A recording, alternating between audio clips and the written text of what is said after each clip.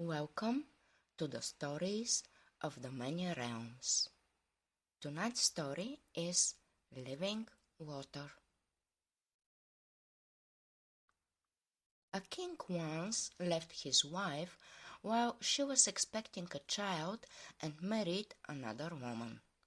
He gave the banished queen a large house with much land and commanded her, "If you bear a daughter, keep her with you. But if you bear a son, send him to me when he grows up." The woman gave birth to a son. She raised him, sent him to learn, and one day said to him, "My son, find someone to take you to the king. He is your father, and this is his will."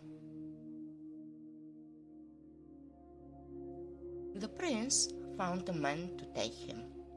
The next morning he went to school, and his mother baked a round loaf of bread and sent it with the man. On the way, the man broke off a small piece of the loaf.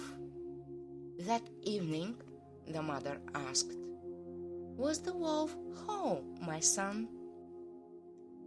"A very small piece was broken off," he answered. And the mother said to herself, "If this man has broken the bread, he will not take my son to the king. He will kill him." So she told her son to find someone else. He found a boy of his own age. Again the mother baked a loaf and sent it to the boy. That evening she learned that the bread had been untouched. Then she told her son to prepare for the journey. She wrote a letter to the king and sent them on their way. They walked and walked, and they grew very thirsty. At last they came to a well, but there was nothing to draw water with. The prince told the boy to go down into the well, but the boy said to him, "If you are thirsty, go down and drink yourself." The prince went down into the well, drank his fill, and began to climb up. But the boy blocked his way and started pushing him down, trying to drown him. The prince begged him to let him go, but the boy shouted, "Give me the letter to the king, and then I will let you go." The prince gave him the letter, but the treacherous companion still would not release him. "If I let you go, you may expose me," he said. To stay alive, the prince swore that he would remain silent all his life. They set out again. The boy went everywhere saying that he was the king's son and called the true prince his servant. They walked and walked until they reached the palace. The impostor gave the letter to the king, and the king received him with joy. And the true son of the king lived with the boy as his servant. But the false prince had no peace, neither by day nor by night. He feared that his servant might reveal the whole truth to the king, and so he decided to destroy him. He wondered what to do, and when he learned that in a distant land there lived a king who killed anyone who dared to ask for his daughter's hand, he decided to send the boy there to bring back the princess as his bride. The servant prince set out with several men toward the distant kingdom. They walked and walked and met a long trail of ants. The prince ordered his companions to make way for the tiny creatures. At the end came a large ant. She said to the boy, "What do you wish me to do for you? You have done me a great kindness." The prince wondered. "You are an ant. What good can you do for me?" The ant tore off one of her wings, gave it to him, and said, "I know where you are going. If you need me, warm this wing by the fire, and I will come at once." He took the wing and hid it in his clothes. They walked on and saw children catching young eaglets. The prince paid for them and set them free. Soon the eagle came and said to him, "What do you wish me to do for you? You have done me a great kindness." "You are a bird. What good can you do for me?" he wondered. "I know where you are going," said the eagle. She plucked a feather from her wing and said, "If you need me, warm this feather by the fire, and I will come at once." They continued on their way. Near a lake they saw children who had caught young storks. The prince bought them and released them. The stork flew down and asked, "What do you wish me to do for you? You have done me a great kindness." "You are a bird. What good can you do for me?"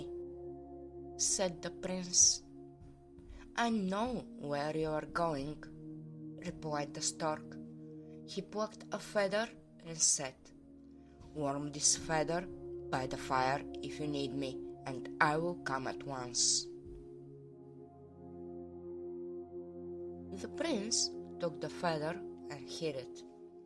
They went on and came to a river.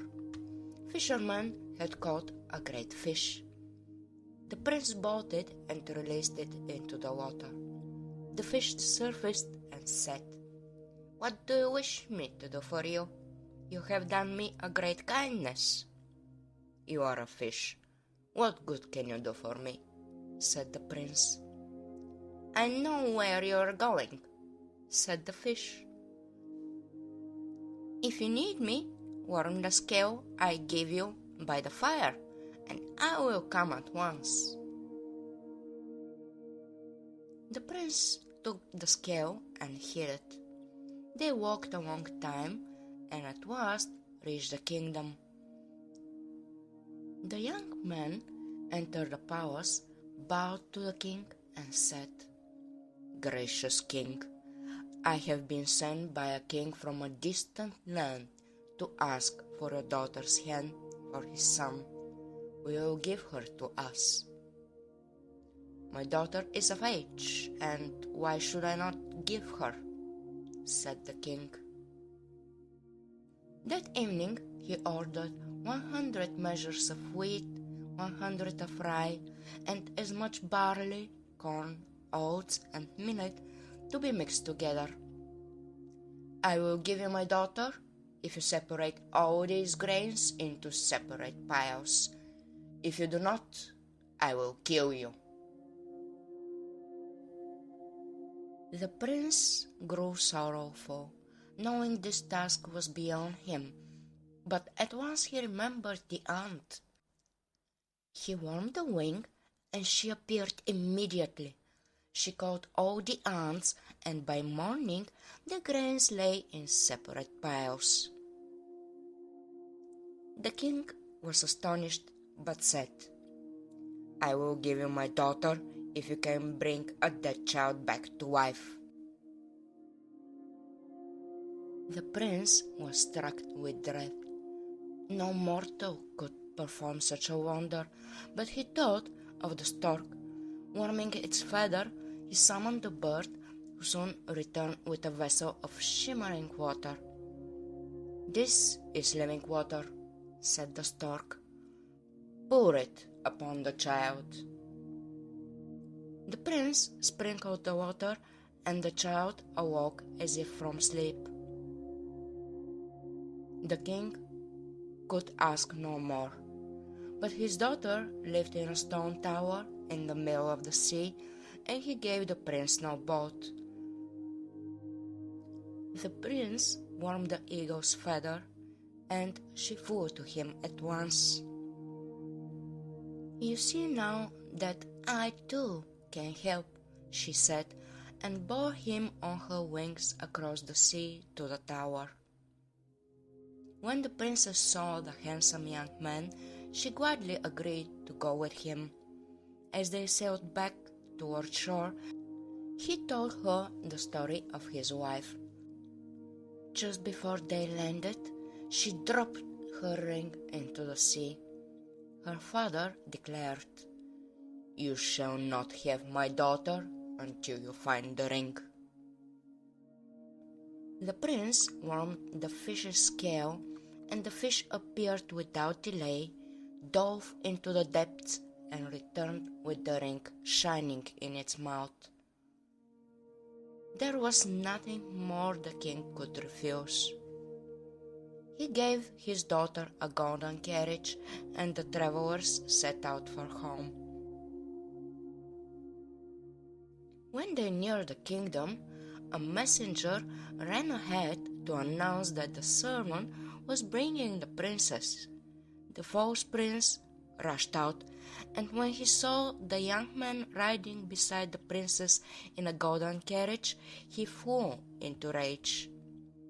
"A servant who does not know his place must die!" he cried. He drew his sword and struck the true prince straight in the heart. The princess fell beside her beloved and wept bitterly. Then she remembered the stork's feather. She warmed it, and the bird came at once with living water. She sprinkled the prince, and he rose alive once more. Together they went before the old king, and the princess told the whole tale. The king embraced his true son and banished the impostor forever. The next day a grand wedding was held. The prince married the beautiful princess, and when the old king died, the young king brought his mother to the palace and settled her in the finest chambers.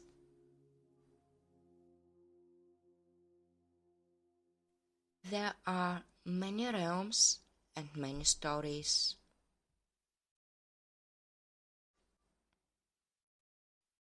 You may return to them whenever you wish.